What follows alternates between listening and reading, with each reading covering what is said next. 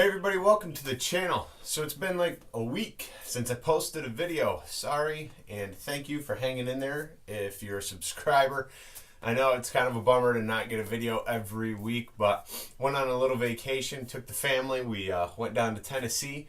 I say down because I live in upstate New York, so about a 12-hour ride or better for us. But went down, spent a week with family and visited some friends. While I was down there, I was able to do a little bit of carving one day. Brought some of my smaller saws and stuff, and knocked out just a few carvings so people could watch and ask questions and things. And it was fun. I always like doing that, so I ended up videoing it and putting this video together here for you guys. If you're new to this channel, and this is your first time stopping by, be sure to give it a thumbs up and hit subscribe.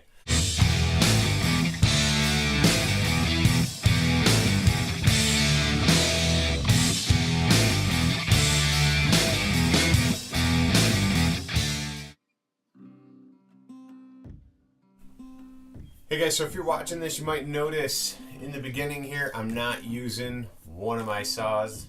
I'm actually using a Homelight chainsaw with a 14-inch bar. Now, I had nothing but issues with my saws within the 2 weeks leading up to this trip.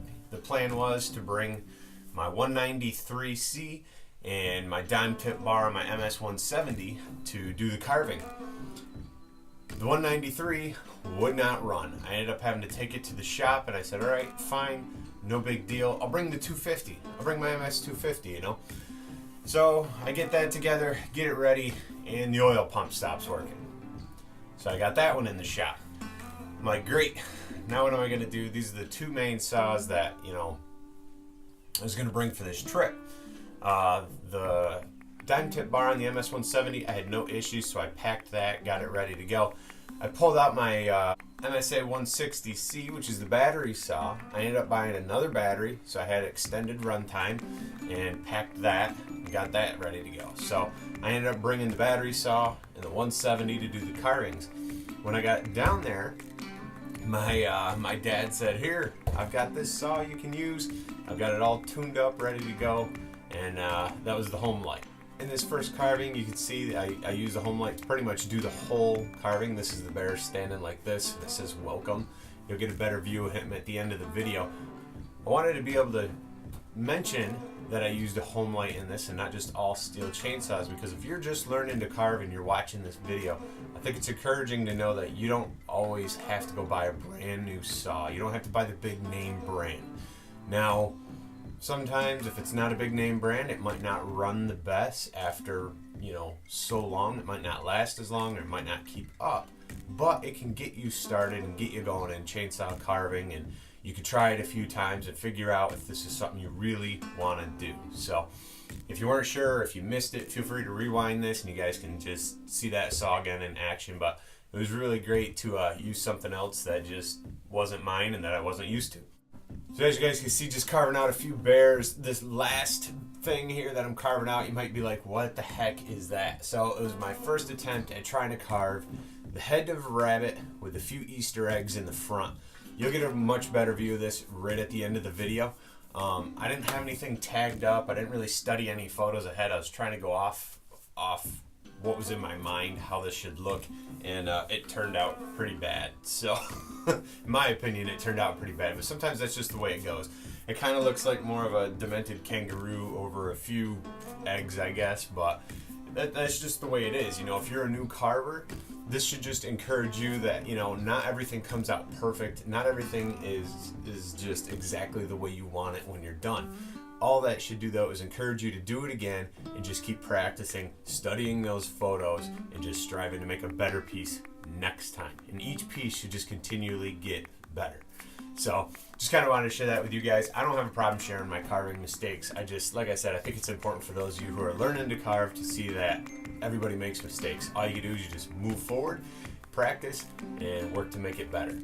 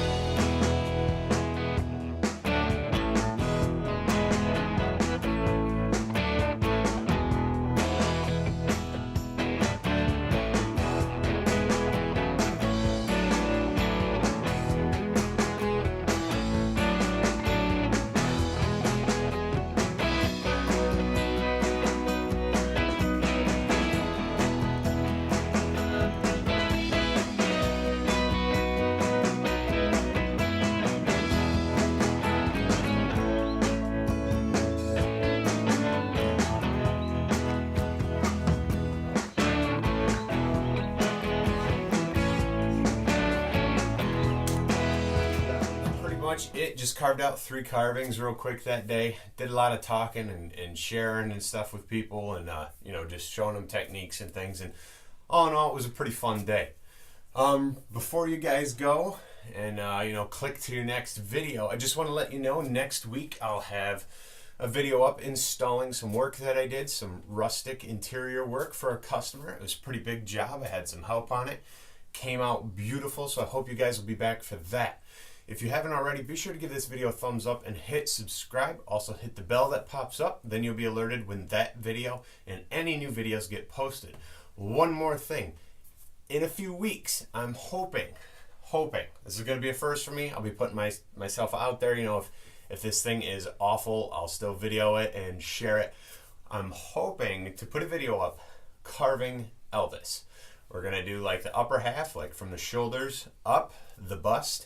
We'll get the head, the hair. We'll see what happens. I have not done any human type carvings, so this will be something totally new for me.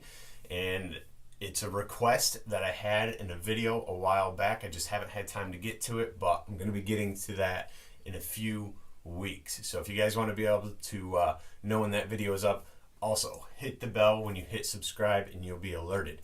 I just want to say thank you all for watching, and I'll see you guys next time.